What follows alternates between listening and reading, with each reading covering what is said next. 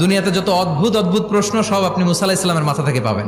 বিভিন্ন বিষয়ে আল্লাহরে প্রশ্ন করতেন। সাইয়েদনা মুসা আলাহিস সাল্লাম আল্লাহরে বললেন, আল্লাহ আপনি আমার এমন একটা জিকির শিখাইয়া দেন যে জিকিরটার শব্দ আপনি আর আমি ছাড়া কেউ জানবে না।